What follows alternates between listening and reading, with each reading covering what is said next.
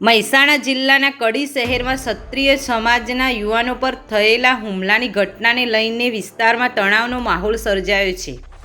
ઘટનાને પગલે ક્ષત્રિય સમાજમાં ભારે રોષ જોવા મળી રહ્યો છે. ઘટનામાં પોલીસની કામગીરી પ્રત્યે અસંતોષ વ્યક્ત કરતા ક્ષત્રિય સમાજના આગેવાનો અને યુવાનો દ્વારા કડી પોલીસ તથા તંત્ર સામે કડક રોષ વ્યક્ત કરવામાં આવ્યો હતો. ઠાકોર દરબાર સમાજની એકતા પણ સ્પષ્ટ જોવા મળી, જેમાં મોટી સંખ્યામાં સમાજના લોકો એકત્રિત થઈને આવેદનપત્ર પાઠવવામાં આવ્યું. મહેસાણા ખાતે મહેસાજી ચાવડાની પ્રતિમાને ફૂલહાર અર્પણ કરી ક્ષત્રિય સમાજના લોકો કલેક્ટરને પણ આવેદનપત્ર આપ્યું હતું. મળતી માહિતી મુજબ થોડા દિવસો અગાઉ કેટલાક યુવાનો પર હુમલો કરવામાં આવ્યો હતો, જેના પગલે સમાજમાં અસંતોષની લાગણી ફેલાઈ છે. પીડિતોના પરિવારજનો અને સમાજના આગેવાનોનો આક્ષેપ છે કે પોલીસ દ્વારા અયોગ્ય અને ઝડપી કાર્યવાહી કરવામાં આવી નથી, જેના કારણે આરોપીઓ સામે કડક પગલાં લેવામાં મોડું થયું છે. આ મુદ્દે આજે મોટી સંખ્યામાં ક્ષત્રિય સમાજના લોકો કડી ખાતે ભેગા થઈ તંત્રને આવેદનપત્ર પાઠવ્યું હતું.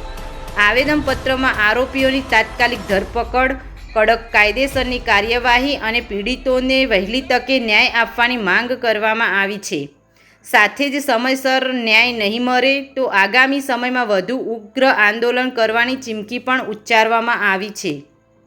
આ કાર્યક્રમમાં યુવા ક્ષત્રિય સેના પ્રદેશ અધ્યક્ષ અભિજીતસિંહ બારડ, કટોસણ સ્ટેટ રાજવી ધર્મપાલસિંહજી, કોંગ્રેસ અગ્રણી બળદેવજી ઠાકોર, બેચરાજીના પૂર્વ ધારાસભ્ય ભરતજી ઠાકોર, રામજીભાઈ ઠાકોર મહેસાણા, અમરસિંહજી વિસનગર, સુલીપુરના સરપંચ પિયુષસિંહ ઠાકોર, લાલજી ઠાકોર વાસણ સહિત અનેક આગેવાનો ઉપસ્થિત રહ્યા હતા.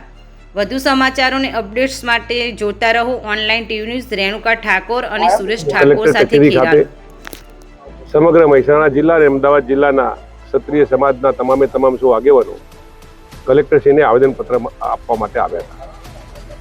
આજથી 25 દિવસ પહેલાં કડી મુકામે જે બનાવ બન્યો અને મનીષભાઈના દીકરા યુવરાજને જે ઢોલ મારવામાં આવ્યો, એ કૃત્ય તમે કદાચ કેમેરામાં જુઓ તો આપણે જોઈ પણ ના શકીએ.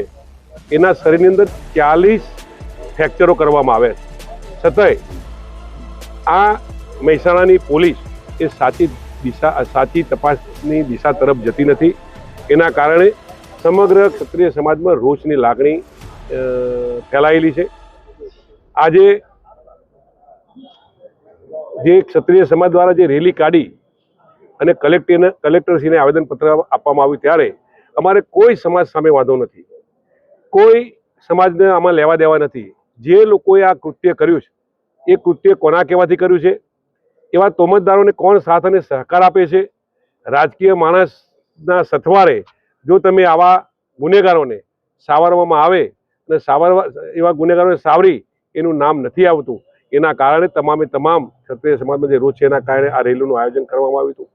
અમે કલેક્ટરશ્રીને વિનંતી કરી છે અને ડીએસપીને પણ વિનંતી કરવા માગીએ છીએ કે જે સાચા ગુનેગારો હોય એનું એફઆઈઆરમાં નામ આવે, 307 દાખલ કરવામાં આવે અને એક પણ નામ ખોટું ના આવે એની ચિંતા સાથે આમાં તમે આગળ વધો.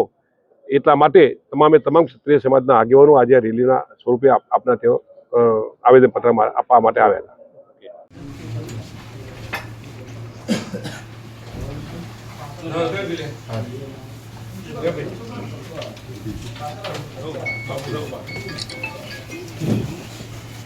સાહેબ, કડીમાં 1 મહિના પહેલા એક બનાવ બન્યો.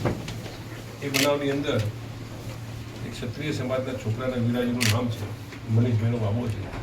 એટલે હું સમજ 40 ફ્રેક્ચર થયા. કેટલા? 40 ફ્રેક્ચર. 3 થી 4 ગાડી આજે બી કેમેરામાં દેખાય છે. તમારે જોતો કેમેરો મારી પાસે પડ્યો છે, હું તમને એનો વિડીયો પણ આપું. 3 થી 4 ગાડી, 10 થી 12 જણા આવેલા છે. બરાબર. આ કામ છે સાચી તપાસ કરી અને સાચા નામ હોય, કોઈનું ખોટું નામ ન આવે.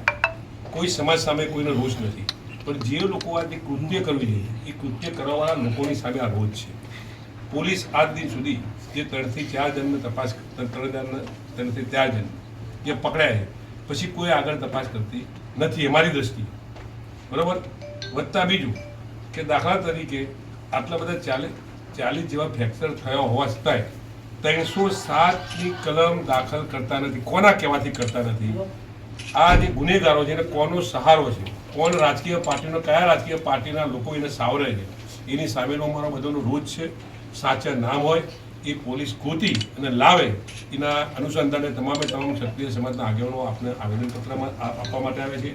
વિનંતી પણ કરીએ છીએ કે એક પણ માણસનું કોઈનું ખોટું નામ ના આવી જાય. જે સાચા લોકો હોય, જે સાચા તોમતદારો હોય, એને જે કાયદેસરની જે કલમો લાગતી હોય એ કલમો એમને લગાડે એવી વિનંતી આપણે કરવા માટે અને આપણા દ્વારા તમે ડીએસપીને તમે કહો, સરકારમાં તમે મોકલો, એ આપવા માટે આવ્યા છે.